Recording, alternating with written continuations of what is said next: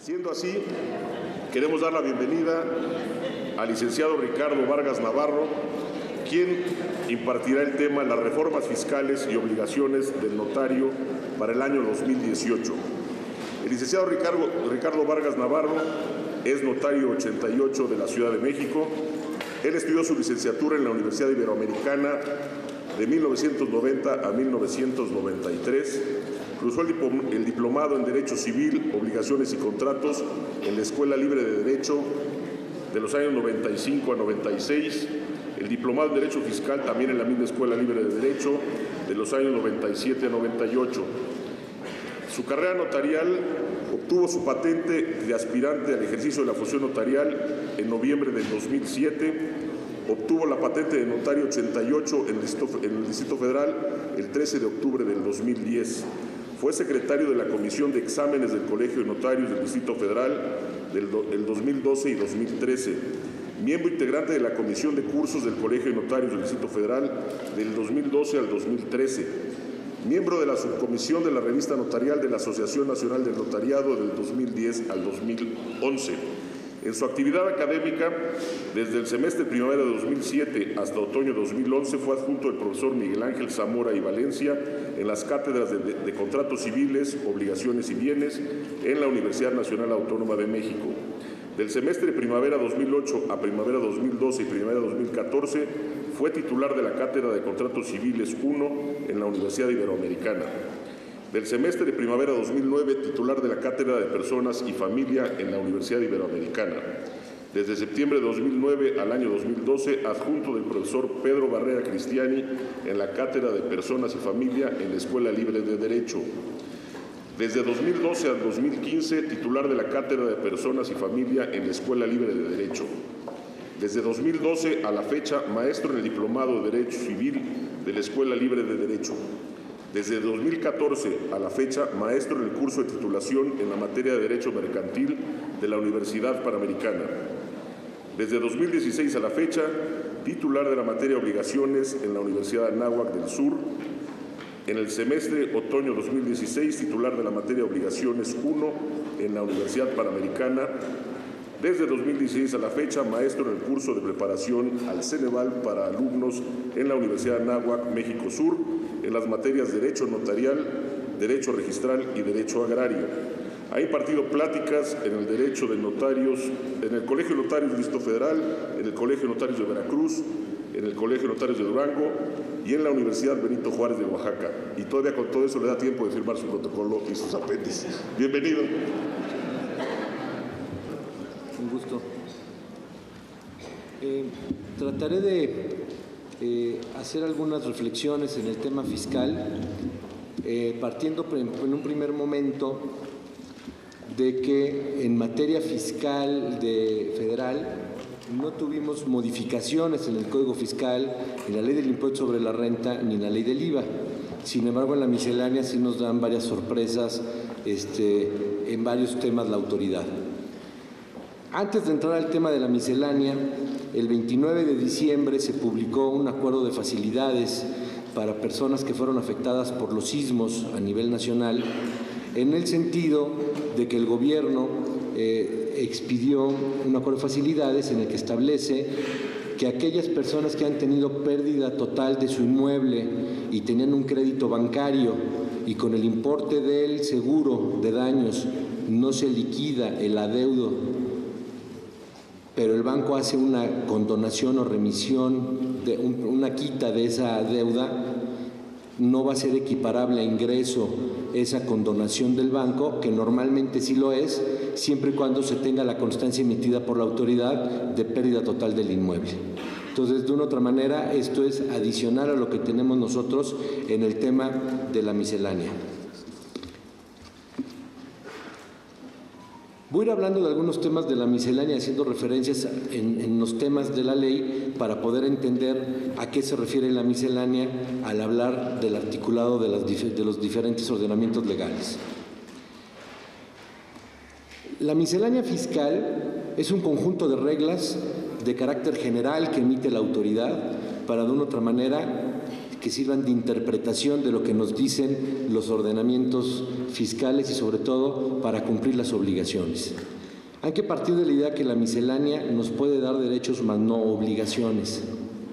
No puede ir más allá del reglamento, de la ley o del mismo Código Fiscal.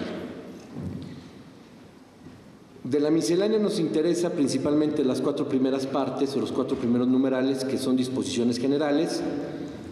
El numeral 1 es disposiciones generales, el numeral 2 lo referente al Código Fiscal, el numeral 3 lo referente a la Ley de Impuesto de la Renta, el numeral 4 lo referente a la Ley del IVA.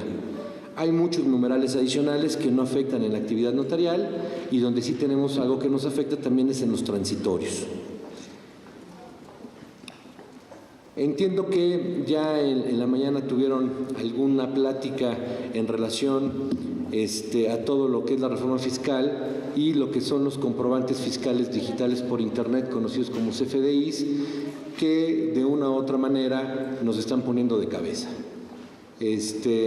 A reserva de que no quiero invadir ese tema, nada más voy a hacer algunas reflexiones al respecto y sobre todo porque en alguno de los transitorios nos afecta en la actividad diaria de las notarías. En concreto, si nosotros recordamos, el CFDI es obligatorio desde el 2014 y desde mayo del 14 es que se tiene que expedir un complemento en el CFDI para que sea el costo comprobado de adquisición del adquirente para el día de mañana cuando sea enajenante. Es decir, si hoy una persona compró un inmueble en 2014, la escritura ya no es costo comprobado de adquisición. Tiene que presentar el CFDI correspondiente. Y si no exhibía el CFDI, se podía interpretar que se iba a deducción ciega del 10%.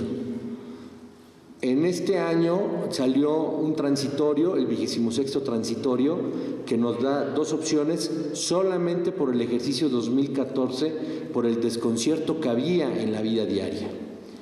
Y nos da 2 opciones. Una primera opción que yo quiero ver quién es el guapo que va a decir que sí lo hace, que le dan la facultad al contribuyente de ir a una notaría y decirle al notario, préstame el servicio notarial de expedir un CFDI, aunque la operación no fue tuya. Y en el recibo de honorarios de lo que me cobres, me vas a dar el complemento notario donde venga lo que se necesita del costo de adquisición, cuál fue el inmueble y demás. Esa opción solo se puede hacer valer de aquí al 31 de diciembre de este año. Una segunda opción, que esa es mucho más lógica, es contribuyente, si no tienes CFDI, una opción es que no te preocupes y el día que hagas tú la venta del inmueble, al mismo notario con el que hagas la venta, le pides el servicio de que te expida el CFDI y lo puede expedir sin limitación de tiempo. Entonces, es importante que nos está dando estas 2 opciones, aclaro, solamente por el ejercicio 2014, que fue cuando empezamos con el CFDI. Si nosotros recordamos, en la vida diaria muchas veces, cuando sobre todo se enajenaba un inmueble con uso no habitacional, se decía que la escritura hacía las veces de factura. Y no es que la escritura hiciera las veces de factura, sino que la ley fiscal establecía que no era necesario la expedición de un comprobante con todos los requisitos que establece la ley, en virtud de que la escritura tiene la fehaciencia de la fecha cierta y por lo tanto hacía las veces de factura. De una u otra manera, cuando una persona física le transmitía a una persona un inmueble, que ahorita vamos a platicar este tema, había la obligación de expedir una factura y en su caso, el notario, o en su defecto, el notario retendría y enteraría, que más adelante tocaremos este tema. Respecto a lo que nos toca en la vida diaria, en las oficinas y el tema de los FDI, nada más les haré 2 reflexiones rápidas. Primero, pues de todas las operaciones se tiene que expedir este certificado fiscal digital por Internet. Tenemos un problema que yo ya lo he estado viendo en la vida diaria. La ley nos está poniendo muchas complicaciones para poder, de una otra manera, cancelar los FDIs. Nos está pidiendo el permiso del receptor del certificado. Claro que nos dice que será por el buzón tributario y que si en 3 días no dice nada, se entiende que aceptó. Pero yo, una de las reflexiones que he hecho estos días en la oficina es, voy a expedir un CFDI y en los medios de pago me van a pagar con un cheque. ¿Pongo que es con cheque o pongo que es con la opción 99, que es no determinada? ¿Qué pasa si el cheque no tiene fondos? Tengo 3 días para cancelar el CFDI. Y si en 3 días no me enteré que el cheque no tuvo fondos, me entro en el problema de la cancelación del CFDI con el consentimiento del destinatario. Quizás lo que conviene es que en el CFDI se ponga opción 99 y en el momento que pase el cheque se expida el CFDI complemento de pago diciendo que ya fue el pago. Adicionalmente nos dice la miscelánea que cuando van habiendo varios anticipos, ejemplo que nos dan anticipos para expensas, certificado, gestiones, se tiene que expedir un CFDI por cada anticipo y nos da una excepción que si durante un mes hay muchos anticipos, se puede expedir un solo CFDI complemento de pago por todos los anticipos del mes. No es necesario uno por cada uno. Eso ya será situación que cada quien en sus oficinas verá cómo lo resuelve. Pero sí son de los comentarios que les transmito, porque aunque no es en la vida diaria la función notarial, sí es lo que como profesionistas nos afecta al expedir ese CFDI, porque aparte de todo lleva el complemento notario en las operaciones traslativas y que será el día de mañana el costo comprobado para los adquirentes. Entrando brevemente a la miscelánea, voy a ir haciendo algunas reflexiones, algunas de las reglas que considero importantes. Algunas son nuevas, algunas se modificaron o algunas solo es ratificar lo que ya decían, pero que nos va a servir para de una otra manera hacer un repaso de los ordenamientos. Tenemos una regla 1.10 que nos dice que en todos los ordenamientos que haga referencia al Distrito Federal se entiende Ciudad de México. Tenemos una cuestión bien importante, nos dan un supuesto que yo creo que ya pasaba en la vida diaria y la autoridad lo tenía que estar contestando con consultas. Si nosotros recordamos, hay muchas figuras que nacen a la vida primero, a la vida fiscal y luego a la vida sustantiva. Ejemplo, la escisión, ejemplo, el arrendamiento financiero. En el caso de la escisión, el 228 bis, para que sea bis es que fue un artículo posterior, fue una reforma de 92, nos da una serie de requisitos, la Ley de Sociedades Mercantiles, y en el artículo 15A nos da el concepto de escisión, el Código Fiscal de la Federación, y en el 14B nos dice con qué requisitos se deben de cumplir para que no sea considerada enajenación. Puede haber escisiones que no sean por estrategia fiscal y que sí causen impuestos y sean consideradas enajenación, pero la mayoría de las escisiones son por planeación fiscal y por lo tanto se busca cumplir con los requisitos de la ley fiscal para que no sea considerada enajenación. Uno de estos requisitos es en materia del código, no de la ley de sociedades, que por lo menos el 51% del capital o de las acciones con derecho a voto durante un plazo de 3 años que estén en manos de los mismos accionistas, contado desde un año anterior de que surte efectos de escisión. Nos da excepciones como en los casos de fallecimiento, donaciones en los casos que son en donaciones exentas. Ahorita lo que es la regla 2.1.9 nos dice que adicionalmente no va a ser considerada enajenación si dentro de los 6 meses siguientes a que se surta sus efectos de la escisión se aportan por lo menos el 2% de las acciones con derecho a voto a un fideicomiso de infraestructura. Es decir, esa aportación de las acciones por una planeación patrimonial o alguna, sobre todo, planeación corporativa, se aportan las acciones a un fideicomiso, no se considera enajenación, es decir, lo están dando una excepción a lo que establece el artículo 14b. Y esta es una de las reglas nuevas, que es la 2.1.9. Ya la ley nos establece con un poco de desorden en el 14b primero qué se requiere en la fusión para que no sea enajenación, luego la escisión y luego un párrafo perdido que nos dice que si después de una fusión se quiere hacer otra fusión se tendrá que pedir permiso a la autoridad. La regla 2.1.10 nos dice que bastará con dar el aviso por medio del buzón tributario, por medio del trámite 48 del Código Fiscal de la Federación. Otro tema que el año pasado nos trajo de cabeza porque fue reforma es, si nosotros vemos lo que es un poco el artículo 19 en relación con el artículo 27 del Código Fiscal de la Federación, el artículo 19 nos establece que no existe la gestión de negocios en materia tributaria y que necesariamente tendrá que ser por medio de un poder otorgado ante notario o, en su defecto, ratificadas las firmas del otorgante, del apoderado y de los testigos ante notario.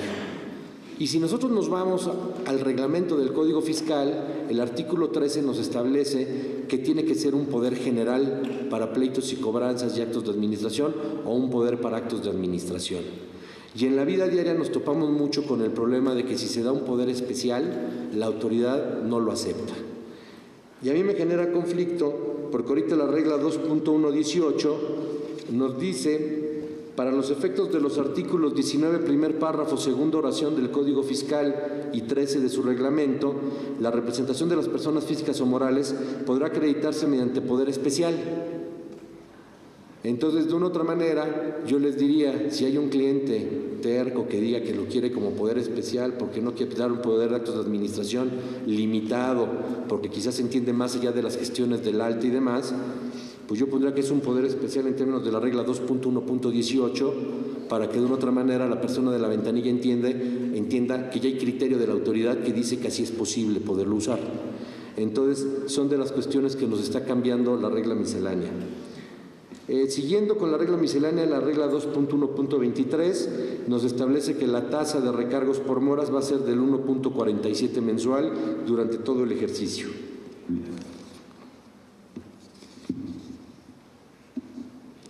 Si nosotros nos vamos en el artículo 27 del Código Fiscal, tenemos párrafos séptimo, octavo y noveno que nos conllevan una serie de obligaciones. Obligaciones desde el punto de vista de que en una constitución de sociedad nos tienen que presentar la cédula de los accionistas y el reglamento nos da una serie de excepciones, como cuando es una persona que tribute en el título tercero, no es necesario que nos presenten las cédulas de los asociados, siempre y cuando conste en la escritura lo que es el objeto social. También tenemos algunas otras excepciones cuando son residentes en el extranjero, los socios, bastará con que se dé la declaración de que se obligan a presentar lo que es la lista de los socios residentes en el extranjero hasta el mes de marzo, durante los 8 primeros meses del año. Pero a este respecto a mí me llama la atención que de normal nos dice la ley y el reglamento, sobre todo el reglamento, que si no nos exhiben la cédula de uno de los socios, bastará con que en la escritura pongamos que se solicitó y no fue entregada y que se dé el aviso correspondiente. Si nos vamos a la regla 2.4.11,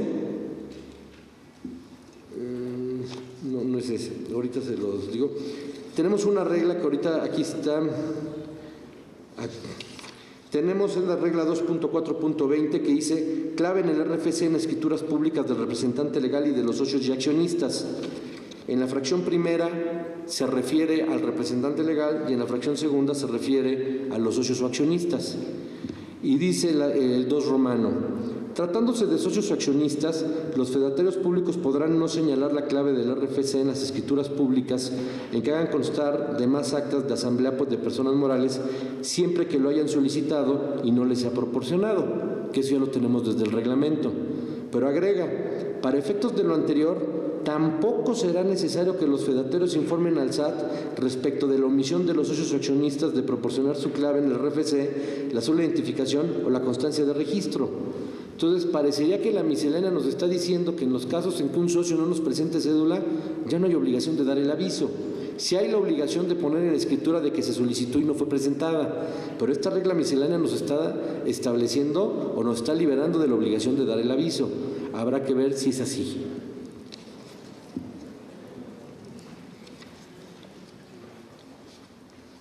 Del tema de los CFDIs, en concreto, hablando del CFDI complemento respecto a cuando hay una enajenación de un inmueble, la regla 2.7.1.23 nos da dos cosas que nos importan mucho en la vida diaria. Una, la que les acabo de decir por el año 2014, que igualmente nos lo establece en el transitorio lo que les comenté. Pero por otro lado nos aclara en qué casos no es necesario el complemento notario en el CFDI, y tiene mucha lógica los casos que nos da. Cuando sea por causa de muerte, pues claro, no es costo comprobado. A título gratuito, tampoco es costo comprobado. En las que la enajenancia a persona moral, pues claro, la persona moral tiene que emitir una factura. En los casos en que el enajenante es a persona física que tributa en el capítulo 2 del título 4, actividad empresarial, tendrá que emitir una factura. Entonces, de una u otra manera nos está confirmando un poco lo que tenemos. Y por otro lado, también, si se fijan, aunque no es lo mismo, son reglas similares en materia de lavado de dinero en cuanto a los avisos que debemos de dar por las actividades vulnerables de inmuebles, que nos dice, sobre todo cuando salió la ley, en el Declaranot no había para dar avisos de actos gratuitos o de personas morales. Después, el año pasado, con toda la reforma que nos dieron del nuevo Declaranot, que nos llenaron ya de muchísimas preguntas y demás, es que ya viene contemplado lo de las personas morales, y hay el criterio de la UIF en el sentido de que mientras el Declaranot no pidiera los avisos de personas morales, no estamos obligados a presentar, a tener el aviso en nuestro expediente único de identidad, hablando de lavado de dinero.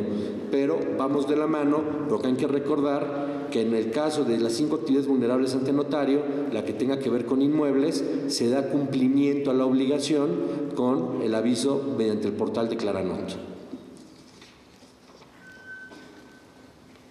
Otra de las novedades en el CFDI es que anteriormente el emisor tenía que constar su domicilio fiscal. Hoy ya no, hoy ya basta con que venga su código postal. Código postal conforme a la lista de códigos del SAT, no conforme a la lista de códigos postales del Servicio Postal Mexicano, que pueden tener diferencias. Esto nos lo da la regla 2.7.1.32.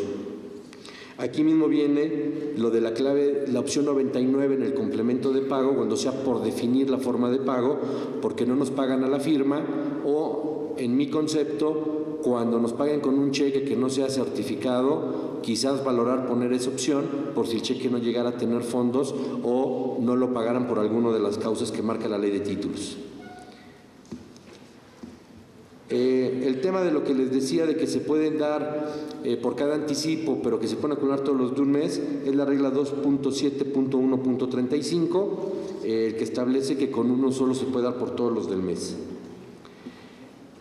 Otro tema que a mí me ha tocado lidiar mucho en la vida diaria con clientes, porque se lo pelean mucho, sobre todo cuando son operaciones que tienen que ver con varias entidades de la República. Hay empresas, sobre todo, que piden, más allá de que el notario expida una factura o un CFDI, quieren la factura que expide, por ejemplo, la autoridad por el pago del ISAI, por el pago de los derechos de registro, y así lo solicitan y llevan su contabilidad. Luego también nos lo llegan a pedir en materia federal. Ya la miscelánea en la regla 2.7.1.43 dice que no va a haber expedición de CFDI por pago de impuestos federales. Entonces, en esos casos, si los clientes nos llegan a decir que quieren un CFDI por el pago de su impuesto federal, sea IVA o impuesto sobre la renta, no procede la expedición del CFDI, la miscelánea ya lo está estableciendo. A manera de historia, si nosotros recordamos, a raíz del Tratado de Libre Comercio teníamos las sociedades financieras de objeto limitado, las famosas SOFOLES.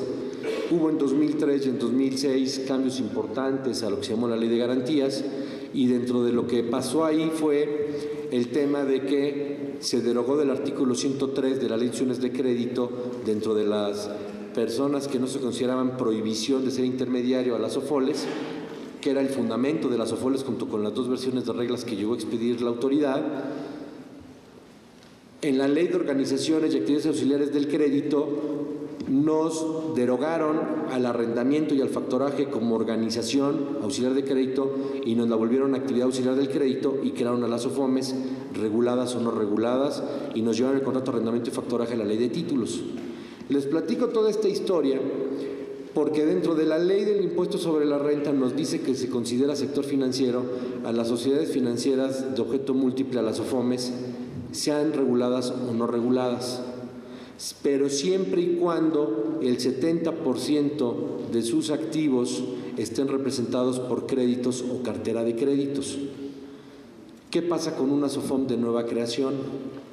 La regla miscelánea 3.1.9 nos da el concepto de una SOFOM de nueva creación y nos da varios supuestos, sea que se constituya o sea porque otro tipo social se transforme a SOFOM, que en mi concepto no es transformación, es una reforma estatutaria, porque si a una SA la vuelvo SOFOM, nada más le cambié el apellido, no le cambié el tipo social, pero hay posturas al respecto.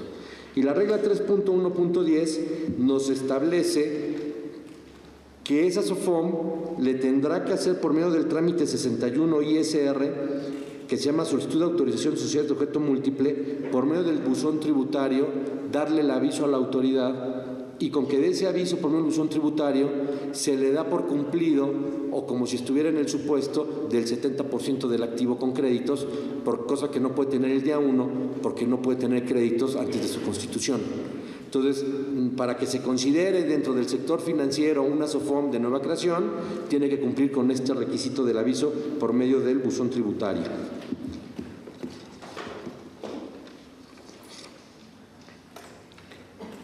En el tema de las donatarias autorizadas, título 3 de la Ley de Impuesto sobre la Renta, la miscelánea nos hace varias reflexiones.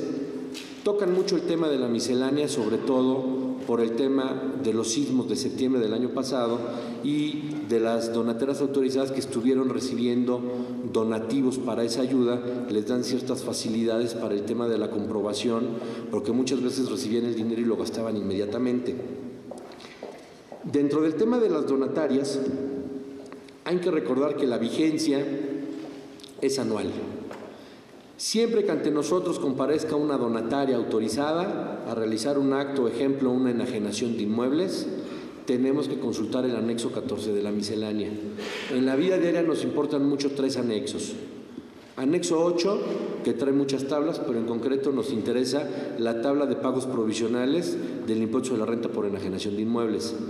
El anexo 9, que ahorita lo vamos a mencionar, que es el anexo que nos da la segunda opción de actualización, que es la tabla de la miscelánea, cuando hace muchos años era la tabla del Congreso, sí, en sustitución de lo que es el índice nacional del precio al consumidor. Ojo, tenemos obligación de calcular con los dos índices y tomar el que más beneficia al contribuyente, que eso lo vamos a ver más adelante. Y el anexo 14, que es el listado de las donateras autorizadas.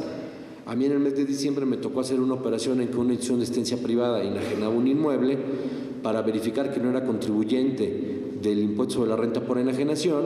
Tuve que consultar el anexo 14 y anexé a mi escritura la impresión del anexo 14 de la fecha de firma para dejar acreditado que seguía siendo. No basta con que me exhiba una de principio de año, porque en el transcurso del año se la pueden revocar. Entonces sí es importante que vayamos teniendo todo esto presente. Nada más de carácter cultural, si nosotros recordamos en la ley de impuesto sobre la renta, respecto a las donateras autorizadas, nos pide 4 o 5 requisitos que deben de tener las donateras autorizadas en sus estatutos. Uno es que el objeto sea de alguno de los objetos autorizados. Otro es que de una u otra manera en el momento de su liquidación destinen el patrimonio a otra donatera autorizada. Dentro de las cuestiones que tenemos que no pueden influenciar en la legislación, dentro de las cuestiones que tenemos que no pueden tener ingresos en exceso por arrendamiento, y que todas estas cláusulas tienen que ser de carácter irrevocable en los estatutos. A mí me genera mucho conflicto que si son irrevocables, ¿cómo luego las puedo modificar? Pero en fin, la autoridad dice que así es. En la regla 3.10.10, nada más como cultura general, nos dice que se entiende las actividades destinadas a influir en la legislación. No es novedad, pero como cultura está bien saber a lo que se refiere. Hay un tipo social que lleva mano para ser donatera autorizada, porque naturalmente es objeto, que son las instituciones de asistencia privada. Las instituciones de asistencia privada tienen un camino fast track para ser donatera autorizada, y nos lo recuerda la regla 3.10.18, porque en el Estado de México es un poco más generosa la autoridad respecto de las IAPs. En el Distrito Federal, desde la Ley Cárdenas, mucha IAP se salió de la Ciudad de México porque les ponen demasiadas complicaciones. El ya tener el filtro del órgano local para poder ser institución de asistencia privada, creo que ya tiene suficiente para aparte lidiar con el filtro del SAT. Por eso es que le dan una vía privilegiada para ser donataria autorizada.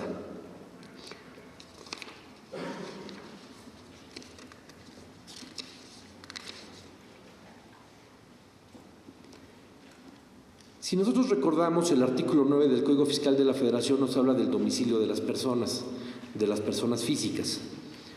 Es importante recordar que a la ley fiscal lo que le interesa es la residencia fiscal, no la nacionalidad. Sin embargo, al mexicano se le presume residente en México y al extranjero se le presume residente en el extranjero. Nosotros tenemos en la regla 3.11.5, respecto de aquellas personas extranjeras residentes fiscales en México que por lo tanto se quieren acoger al título cuarto y no al título sexto, y en especial a la exención de casa-habitación, nos da dos requisitos la ley.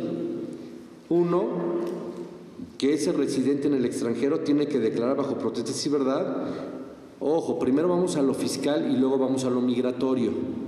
En lo fiscal, que tiene la condición de residente fiscal en México. ¿Eso cómo lo voy a saber?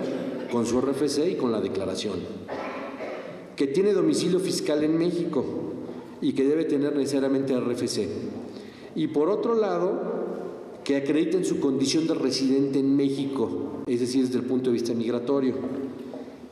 Lo que es importante es que esta regla 3.11.5 dice: la documentación a que se refiere esta fracción deberá acompañarse al apéndice del instrumento público correspondiente. Es decir, en estos casos estamos obligados a agregar al apéndice de la escritura lo que es la legal residencia en México del extranjero.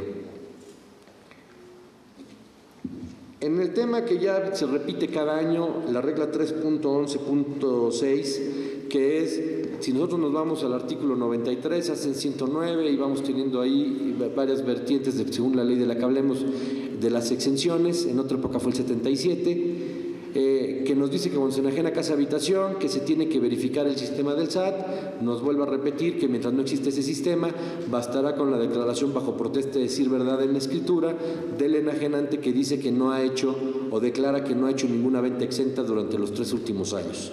Entonces, esa nos la repiten igual. Otro tema,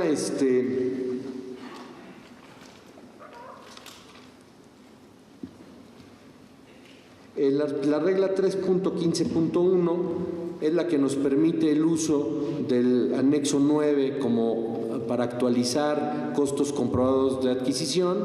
Dice: para los efectos del 121 de la ley, las personas físicas que obtengan ingresos por enajenación de inmuebles podrán optar por efectuar la actualización de las deducciones conforme a lo previsto en ese mismo artículo o bien aplicando la tabla del anexo 9. Entonces, por eso les digo que el anexo 9, que es la tabla de actualización, nos interesa porque es esa, o Índice Nacional de Precios del Consumidor, lo que tendremos que estar aplicando. Si nosotros nos vamos a la ley del impuesto de la renta, nos dice que mes a mes el legislador tendrá que estar haciendo un ejercicio con la tabla anual para poder sacar la tabla del pago provisional.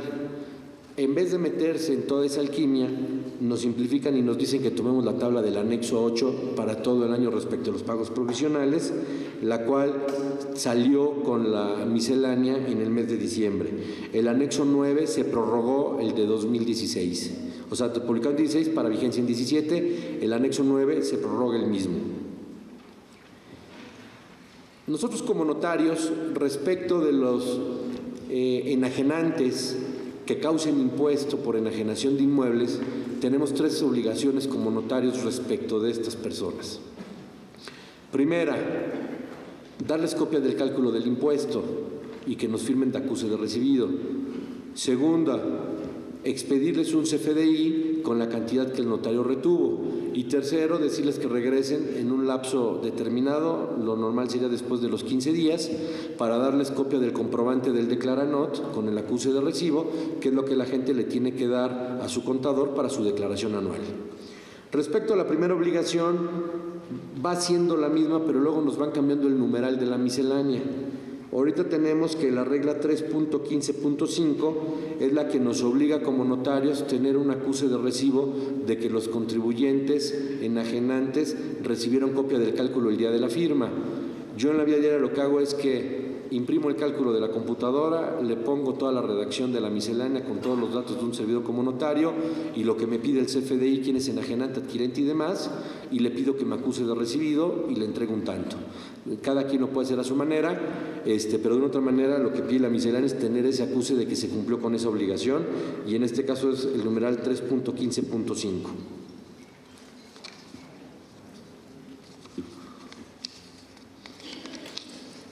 En relación al impuesto al valor agregado, no nos tocó mayor cosa en la miscelánea.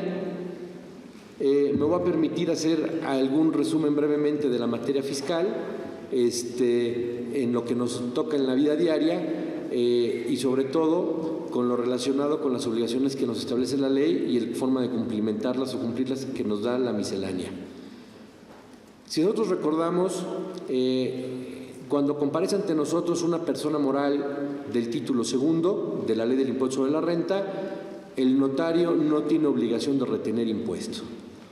Regla general, el notario a personas morales no les retiene. Norma de excepción, sí les retiene si son personas morales del título tercero. Excepción de la excepción, no les retiene si son personas morales del título tercero, que sean donatarias autorizadas, partidos, organizaciones políticas, federación, estados o municipios.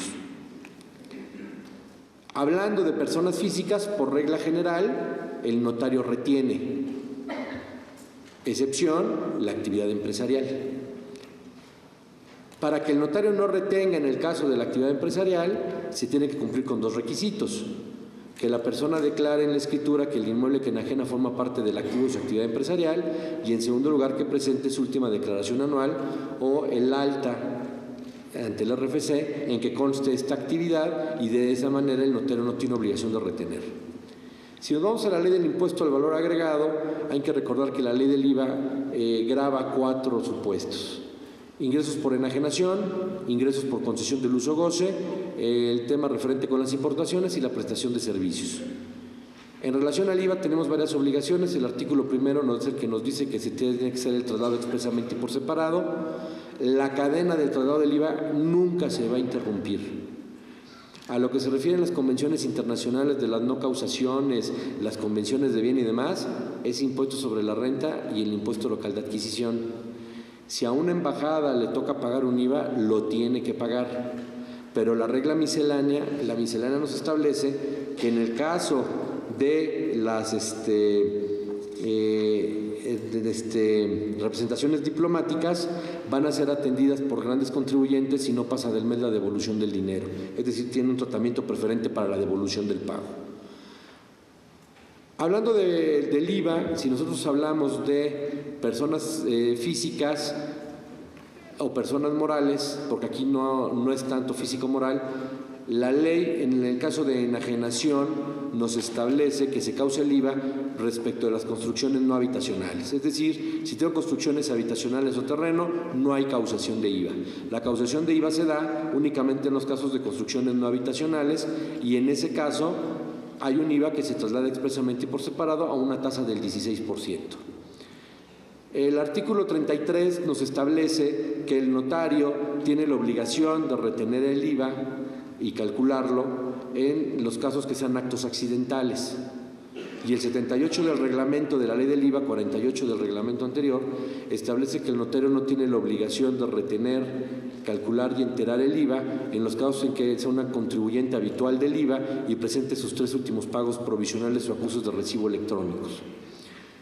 Un tema que se pregunta uno mucho en la vida diaria, y respecto de las personas morales, por default, el notario no retiene. Hay quien dice que sí, hay quien dice que no. Yo considero que no. Hay que recordar que hemos tenido diferentes regulaciones en el Código Fiscal de la Federación. Ha habido épocas que ha permitido la suspensión de actividades en personas morales. Y si me topo con una persona moral en suspensión de actividades que no está presentando declaraciones, el notario tendría que retener y enterar ese impuesto, porque si no me presentan las 3 últimas declaraciones de pago provisional, estaremos en el supuesto de que es un acto accidental, no un acto habitual, y el notario tendría que retener y enterar en términos del 33 de la ley del impuesto al valor agregado.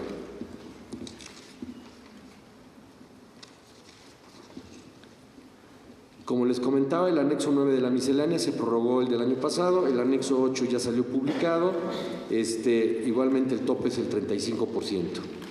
De una u otra manera, esto es lo que ahorita yo traigo preparado de presentación. Quiero ver qué preguntas tienen y si quieren que hablemos de otro tema, con mucho gusto yo puedo hablar. Pero de una u otra manera, el tema es, en primer lugar, no tuvimos reformas en los ordenamientos fiscales federales, todo se fue a miscelánea. En la miscelánea principalmente nos pegan con los FDIs, tenemos lo que es el anexo 8, 9 y 14, que son los que nos interesan, y los transitorios respecto a los FDIs por enajenación de inmuebles respecto a lo que es el ejercicio de 2014, que tomemos en cuenta que era a partir del 1 de mayo de 14 la obligación que se tenía de expedir el CFDI y que no hacía las veces de factura a la escritura. ¿Sí? Entonces, no sé si alguien tenga alguna pregunta.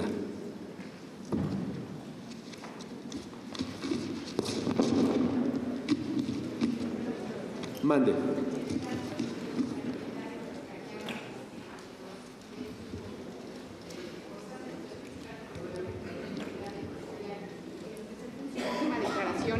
Así es. Hay que recordar que el IVA es ejercicio mensual y renta es ejercicio anual. Entonces, lo que nos dice el 201 del reglamento de la ley del impuesto de la renta es que nos tienen que presentar su última declaración anual. ¿Sí? Obviamente, si ya es exigible su presentación. Ahorita bastaría, por ejemplo, en esta época del año, que presentaran la de 2016, que presentaron el 30 de abril del 17. ¿Sí? Perdón, mi pregunta sería si el inmueble no forma parte del activo en esa declaración, para nosotros no retener el Bueno, precio. vamos a distinguir. En la declaración no se listan los inmuebles. Esa es una declaración bajo protesta sí verdad del contribuyente. ¿Sí? Ojo, hay que atender a la prudencia. A mí me llama la atención si me dicen compré el inmueble hace 10 años, ayer me di de alta como actividad empresarial, yo lo quiero vender con actividad empresarial. Como que está un poco cínico la situación. Ahí sería atender a la prudencia. Pero en ninguna... Hay que entender que la declaración es un llenado de cantidades, no lleva un inventario de los bienes. ¿Sí? Por ejemplo, relacionado con esto, en el RFC, la autoridad se atribuye ahorita una facultad respecto, si se entera que una persona falleció, de dar de baja ese RFC para obligar a la asociación a darse de alta. Entonces hay regla miscelánea que dice que la autoridad, si se entera que la persona falleció, puede dar de baja el RFC de la persona. Yo aquí hago esta analogía desde el punto de vista de que hay que cuidar desde cuándo la persona tiene esa actividad y que no sea solamente para decir que el notario no retenga porque lo hice el mes pasado. ¿Estamos de acuerdo? Entonces yo así atendería ya la prudencia, pero me queda claro que la declaración nunca, y sus anexos, porque es un anexo. Hay que recordar que el título cuarto tiene diferentes títulos. El primero nos va a decir que es salarios, honorarios, aquí tenemos actividad empresarial, vamos a tener por enajenación de uso goce, por enajenación de inmuebles, por adquisición, por intereses, por dividendos y por otros ingresos. Entonces, nosotros vamos a tener que presentar en nuestra declaración anual un anexo por cada uno de los rubros en los que tributemos. ¿Sí? Entonces esta persona, si declara y dice que dentro de ese activo está eso, está perfecto. ¿Sí? Ya es situación de él con la autoridad. Lo importante es que el notario cumpla con las obligaciones que le establece la ley. Gracias. De nada. Buenas tardes, licenciado. ¿Qué tal? ¿Qué sucede en el caso en el que un notario no expidió el CFDI con complemento con respecto de una operación otorgada ante su fe respecto a la cual tenía tal obligación y el notario ya no se encuentra en funciones de forma permanente? Voy a contestar, no hay una respuesta específica en ley, yo le haría la consulta a la autoridad. Sin embargo, yo veo varias opciones. Hay muchísimos notarios que no han expedido CFDI desde el día que entró en vigor, y ahí el que paga los platos rotos es el contribuyente adquirente el día de mañana cuando se enajenante, porque quizás pareciera que su costo comprobado es el 10% de deducción ciega. ¿Sí? Entonces, yo aquí lo que haría es la consulta a la autoridad para decirle, tengo esta situación, ojo, por las de 2014, acogerme al transitorio. y decirle, oye, te voy a cobrar tanto por tu CFDI, porque yo yo no la hice, yo no tengo que pagar los platos rotos, pero yo sí te doy la solución, te voy a cobrar una cantidad, digamos 5,000 pesos por la expedición del CFDI, te doy el complemento notario. Los problemas vienen con las operaciones 2015, 16 y 17. Claro. ¿Sí? Ahí el problema es, el contribuyente se puede voltar con el notario a reclamarle responsabilidad, pero no porque le reclame responsabilidad tiene un costo para el día de la venta. ¿Sí? Yo más bien le diría a la autoridad, oye, ¿y qué solución me puedes dar en este sentido? Porque la gente viene con el notario que ahorita está en funciones de esa notaría, claro, cuando no es obligación del notario actual haberlo expedido, pero tampoco es culpa del contribuyente. ¿Sí? Entonces, yo sí sé de muchos notarios que sé que no lo han hecho y que a la fecha no lo hacen, están metiendo en un problema al contribuyente. ¿Sí? Sé que muchas veces lo hacen por el tema, hijo, es que es una monserga y es un problemón y es esto, etcétera. Yo haría la consulta a la autoridad. Ojo, ahorita la autoridad en la miscelánea abrió una vía de consulta que se puede hacer por buzón tributario y demás, y da un trámite simplificado de consultas en términos de la miscelánea. Yo le haría la consulta a la autoridad porque es decirle, oye, tengo este problema yo como notario actual respecto del anterior. Quizás la autoridad va a contestar que la consulta me la venga a hacer el afectado, que es el contribuyente. claro. Y decirle, entonces, ¿quieres que te lleguen 100 consultas? ¿No? Y ya la ley prevé las consultas en grupo. Terminaremos en una consulta en grupo. ¿Sí? Pero la ley no da una solución en ese sentido, yo haría la consulta. Perfecto. Muchísimas ¿Sí? gracias. No, hombre, ¿qué?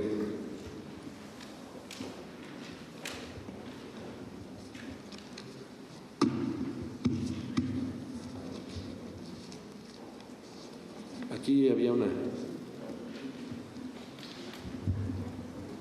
Buenas tardes, licenciado. Buenas tardes. Dos preguntas. La primera, yo me he topado 2 o 3 veces con el criterio en cuestión del IVA,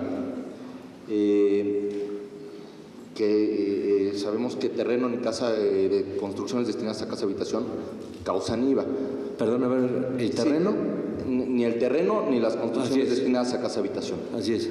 Pero me he topado con que 2 o 3 notarios alguna vez me comentaron que, bueno, pues casa habitación vamos a suponer si son los cuartos, la cocina, etcétera, pero suponiendo en un rancho, y que sí lo vivo como casa habitación, si tengo construcciones adicionales como puede ser las caballerizas, una alberca, un invernadero, sobre esas construcciones, al no estar destinadas como tal a casa habitación, sí habría por qué retener el IVA. Así es. Hago una reflexión primero. Hay que recordar que en la ley del impuesto sobre la renta y en concreto en el reglamento, hace varios años hizo la reforma de que muchas personas tenían, por ejemplo, ranchos y querían exentar el impuesto sobre la renta por su casa habitación. Y fue modificado el reglamento en el sentido de que solo se puede exentar el terreno en proporción de 3:1 respecto de las construcciones habitacionales. Yo me iría por un tratamiento similar. Aquí hay que distinguir si se tiene un avalúo o no se tiene un avalúo. Y es ver, si no hay avalúo, ver si el valor catastral distingue del valor catastral habitacional del no habitacional. Y yo creo que es un parámetro objetivo. ¿Sí? Entonces, me queda claro que el IVA, la proporción de terreno y construcciones es pactado entre las partes. No tiene que ser necesariamente conforme al avalúo. Y les pongo un ejemplo. A mí me ha tocado en la vida diaria que puede llegar que una persona es dueña de una bodega y vende la bodega y el que compra quiere demoler para hacer un edificio de departamentos. O tenemos el camino de garantizar el IVA, que la hice 6 meses, le aplican las reglas del interés de la cantidad del interés fiscal, se va 1 año. O la otra vía es, ¿qué pasa si en la escritura se pone una declaración que el motivo determinante de la voluntad de los contratantes es adquirir el inmueble para demoler y hacer un edificio, y el IVA es por las construcciones futuras, por el destino futuro, no por el destino pasado? ¿Sí? Y yo le pongo 90% al terreno y 10% a las construcciones, independientemente que el valor traiga otra proporción. Yo creo que no estoy en ninguna falta. Y sobre todo si viene una revisión y se acredita que la bodega se demolió y hoy son 10 departamentos. ¿Sí? Entonces hay que partir en un primer momento que la proporción de terreno y construcción la van a dar las partes. Ahorita yo acabo de tener un caso en el que no fue posible. ¿Qué pasa cuando me firma un juez en rebeldía una escritura de un remate? No pueden pactar las partes libremente y me tengo que ir al elemento objetivo del avalúo. Pero si las partes están presentes, ellos pueden pactar la proporción de terreno y construcciones, ojo, sin ser cínicos. Yo por eso digo que hay que ver el motivo determinante de la voluntad. ¿Sí? Entonces, en ese caso es decir, oye, el rancho es tanto, el excedente no lo es, porque ojo, el mismo reglamento de IVA me da excepciones en los casos de duda que me dicen que sí son habitación o los que no son habitación, el tratamiento del tiempo compartido, o qué pasa si yo voy y compro un estacionamiento o una bodega que es una unidad privativa independiente y mi departamento, y si se acredita que esa es para el morador de ese departamento, no tengo causación de IVA.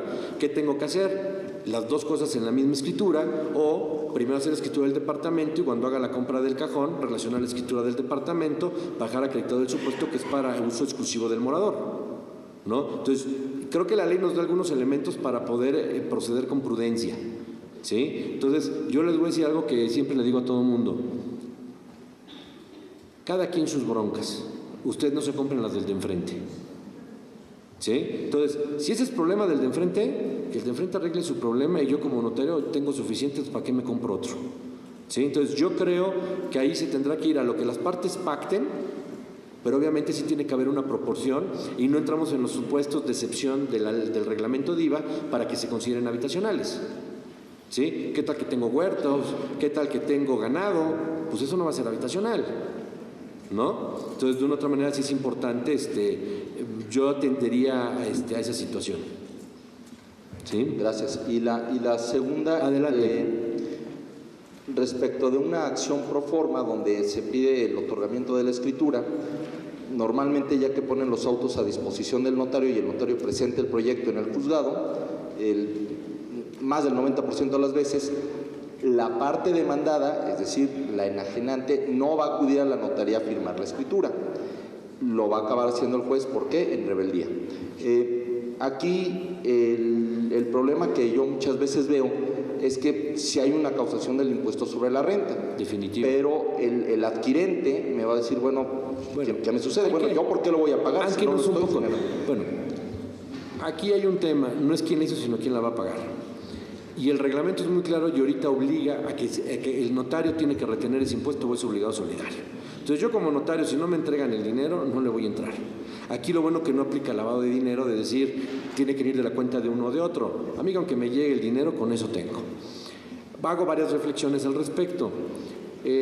No estoy familiarizado con el Código de Procedimientos Civiles en el Estado de México, pero en el caso del Distrito Federal tenemos temas bien interesantes ahí y de hecho se quiere empujar ahorita otra reforma.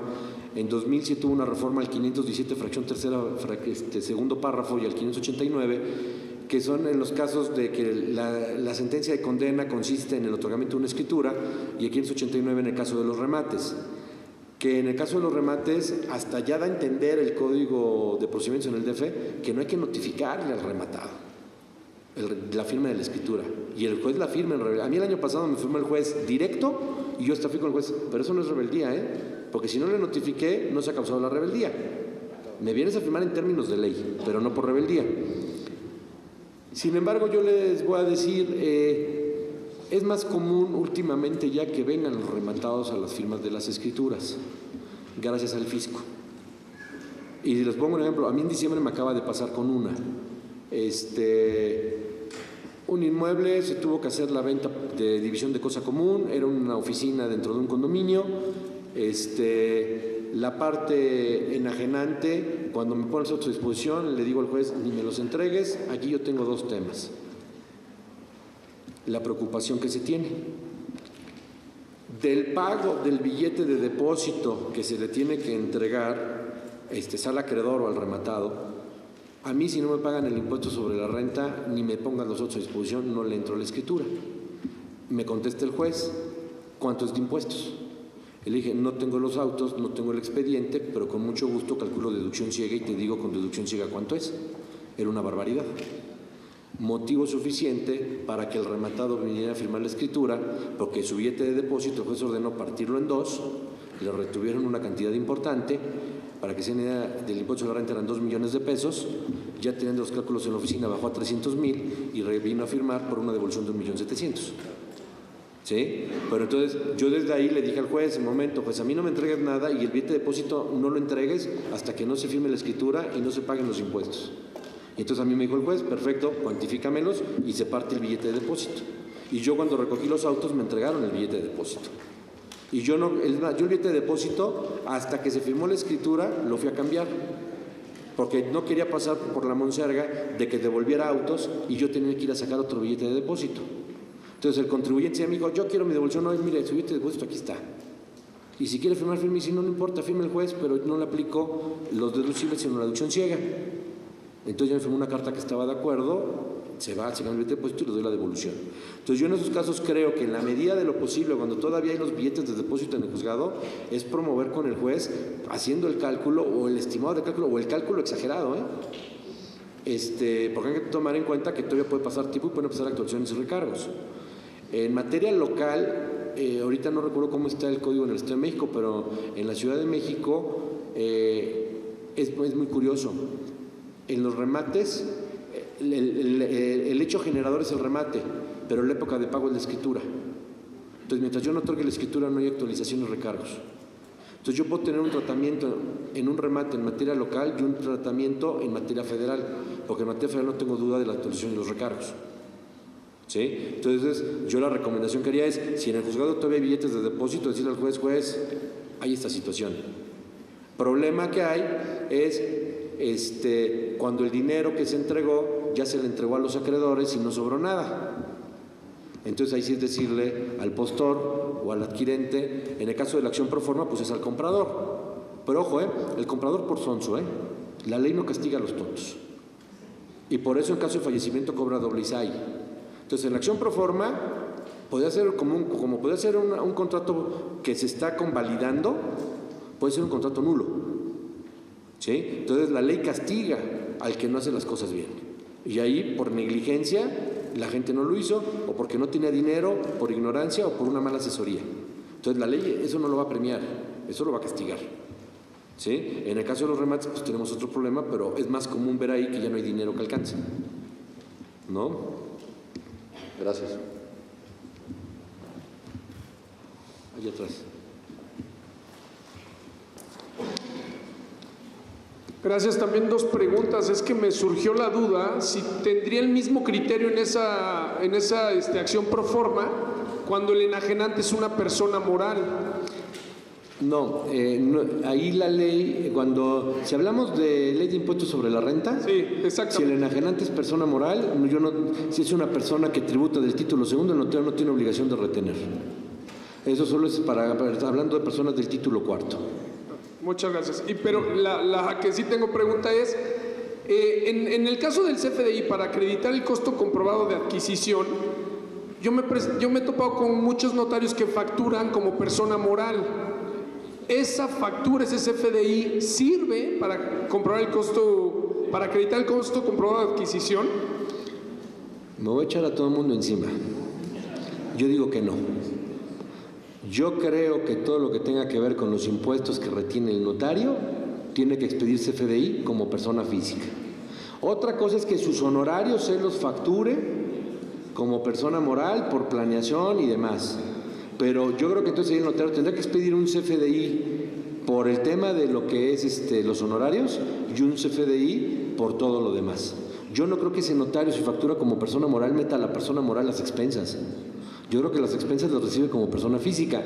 Yo los que veo que son como persona moral, eso, por un tema de planeación, de que a la persona moral entre y no le retengan cuando le factura una persona moral como persona física, porque entonces le retienen parte del IVA, el 10.66, y mucha gente quiere evitar eso, o muchas veces lo hacen por el tema de la responsabilidad. Pero yo creo que es una responsabilidad malentendida. Me queda claro que respecto a los impuestos que generen esos honorarios, la persona moral será la responsable. Pero respecto a las obligaciones que emanan del notario como notario, aunque meta a la persona moral, el responsable sigue siendo el notario. Entonces, yo veo muy difícil eso. Ahí sería interesante hacer la consulta. Hacer la consulta a la autoridad a ver qué es lo que dicen. En la miscelánea, en lo que yo repasé, no vi nada al respecto y es un tema bastante común. Gracias. Buenas tardes, licenciado. Buenas tardes. A mí me queda la duda si el tema de la motivación para efecto de la reforma de la miscelánea se refiere a dar el aviso del Registro Federal de Contribuyentes, aun cuando en el campo del sistema todavía sigue apareciendo o apareciera. ¿La recomendación cuál sería? ¿Seguir dando ese aviso de la no presentación del RFC? Yo de momento lo seguiría dando, de momento, hablando de los socios o accionistas. Habría que ver cómo se van dando las cosas. Por otro lado, voy a pensar en voz alta. Yo me acojo a la miscelánea, no doy el aviso, no tengo sanción. Tengo otro problema. El año pasado nos ensartaron el tema de que tenemos que pedir el RFC de todos los apoderados que tuvieran facultades fiscales. Ahorita nos hablan ya de las especiales, pero al día de hoy, al año pasado, si yo tenía una sociedad, todos los apoderados con facultades de actos de administración tenían poder fiscal, en términos del reglamento y el código fiscal. Entonces, de todas esas personas tendría yo que pedir cédula. Y a mí me ha pasado que tengo clientes que constituyen la sociedad y van con el SAT a darla de alta y le dicen que si el RFC del apoderado que da de alta no consta en la escritura, no se las aceptan para el trámite del alta o para el tema de la fiel si ya fueron dadas de alta.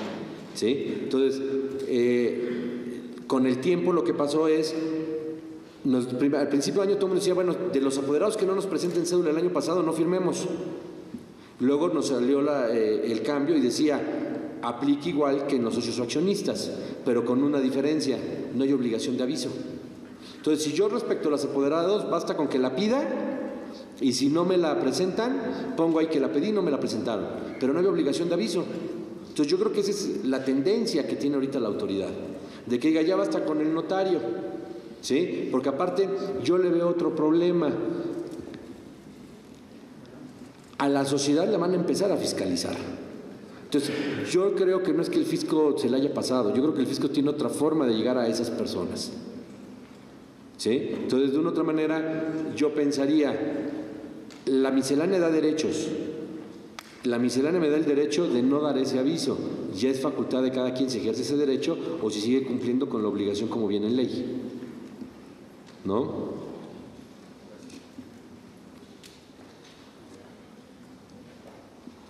¿Nadie más?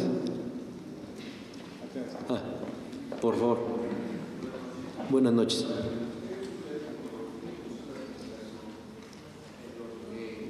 Varios empresarios en primer lugar aportan, bueno, le piden al fiduciario que adquiera un bien inmueble para la posibilidad de venderlo. Y lo hacen. Sin embargo, el fiduciario es una persona moral, un banco, y no está obligada a expedir el CFDI, ni lo quiere expedir a favor de la persona física. Entonces, ahí cómo calcula, cómo vamos a distinguir. El punto para efecto de tomar el costo en el valor del inmueble. En el tema de los fideicomisos tenemos tres universos. Si yo tengo un fideicomiso empresarial, el fideicomiso tributa como persona moral, tiene RFC y va a expedir facturas. El lado opuesto es un fideicomiso que el fideicomiso de manera sustantiva es el dueño, pero de manera fiscal el enajenante es el fideicomitente o fideicomisario según el clausulado del fideicomiso. Entonces hay quien tendrá que estar expidiendo el CFDI es de una u otra manera el fideicomitente o fideicomisario. Y me explico. A mí en la vida diaria me toca lidiar mucho con copropiedades de constructores y vienen mezclados personas físicas y personas morales. Respecto de las personas físicas, yo hago el complemento. Respecto de la persona moral, fideicomitente, fideicomisario, la persona moral tiene que emitir una factura. ¿Sí? Ahora bien, hay un rubro intermedio, los fideicomisos de rentas. A los fideicomisos de rentas les están asignando RFC, pero con una serie de obligaciones, pero dentro de ellas no está que el fiduciario facture, ¿sí? Sino lo hacen por el tema de la expedición de los comprobantes para lo del arrendamiento y de la forma en que van a tributar, y lo trae la miscelánea. Contestando la pregunta, si es un fideicomiso que va a enajenar el inmueble, hay que ver por qué fue de administración, ¿sí? Si estaba enajenando el inmueble porque ya terminó la administración, Yo el símil que haría es lo mismo revertir y vender a que vende el fiduciario. El contribuyente es el fideicomitente o el fideicomisario. Es decir, en materia fiscal a quien se va a gravar es a quien va a tener el beneficio económico. Y aprovecho, hay un tema más complicado con los fideicomisos, que ahorita yo tengo la consulta. Yo parto de la idea que el Código Fiscal de la Ciudad de México y el Código Fiscal del Estado de México, que son artículos similares 113 y 114, en materia de fideicomiso, me regreso un poco, hay primero una fracción primera que es un enunciado general de causación, toda transmisión de propiedad. Y todas las demás fracciones son supuestos de excepción al supuesto general. Y me voy a los fideicomisos. Si yo tengo un cambio de fideicomitente o de fideicomisario, causa ISAI. La pregunta es, ¿y si hago una sustitución fiduciaria, causa ISAI? La autoridad piensa que sí muchas veces. A mí ahorita un banco me dice que sí, que porque entra en la fracción primera, que es toda adquisición de propiedad. Mi defensa es varios argumentos. Uno, lo que no entra, la fracción primera es supuesto general y los demás son supuestos de excepción. En los supuestos de excepción del fideicomiso no está el cambio de fiduciario. Punto número 1. Punto número 2, ¿de quién es la riqueza? En caso de concurso del fiduciario no entra a la masa de la quiebra o del concurso el patrimonio fideicomitido, a lo más entrará el honorario fiduciario. Pero si el que va a concurso es el fideicomitente fideicomisario, sí entran los derechos de fideicomitente o fideicomisario a la masa. Y de una u otra manera, yo lo que entiendo es que lo que busca siempre el fisco, sea federal o local, es ver quién es el que se beneficia. Y si el que se beneficia es el fideicomitente o fideicomisario, hay que grabarlo. Pero en opción de fiduciario no hay nadie beneficiado.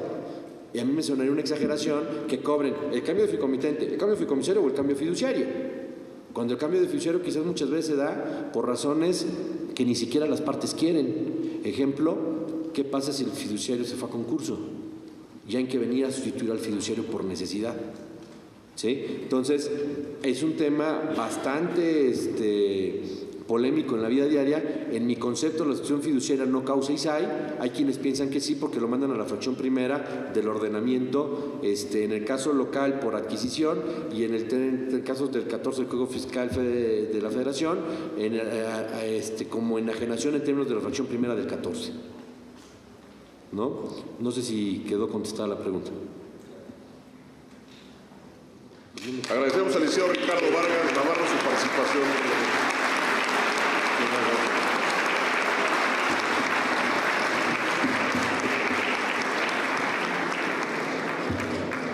Y en nombre del Colegio de Notarios le entregamos un reconocimiento por su valiosa participación.